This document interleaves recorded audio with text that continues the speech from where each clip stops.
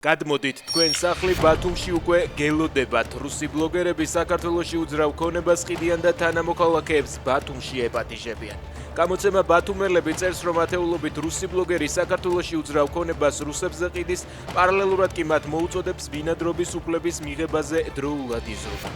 სარეკლამო შეთავაზებებში ოკუპანტი ქვეყნის მოქალაქეები აღნიშნავენ, რომ უძრავ ქონებას ჯერ კიდევ აუშენებელ კომპლექსებშიც კი ყიდიან.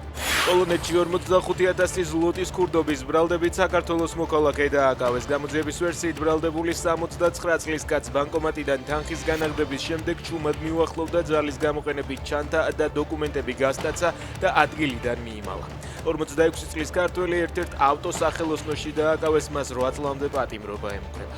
უკრაინული დრონების თავდასხმის შემდეგ რუსეთში ენგელსის სამხედრო აეროდრომზე ხანძარი გაჩნდა. დაზიანების მასშტაბი ჯერჯერობით არ დაზუსტებულა. უკრაინამ ოკუპირებულ დონეცკში რკინიგზის სადგურის მიმდებარე ტერიტორიასაც დაარტყა. უკრაინელი ხალხის სამსახურში თავდაცვის მინისტრის თანამდებობაზე ყოფნა ჩემთვის დიდი პატივი იყო. მიხაილო ფედოროვმა მუშაობა შეაჯამა. გუშინ უკრაინის უმაღლესმა რადამ პრემიერ-მინისტრისა და მთავრობის გადადგომას მხარი დაუჭირა. უფრო გამბედავად უნდა გაგვეთავისუფლებინა ისინი, ვინც სრულებებს აფერხებდა. გავაგრძელებთ ჩემი მისიის შესრულებას. მტრის დამარცხებას ასიმეტრიული მიდგომებით, ინოვაციებითა და ძლიერი ორგანიზებით გაგრძელება იქნება, დაწერა ფედოროვმა.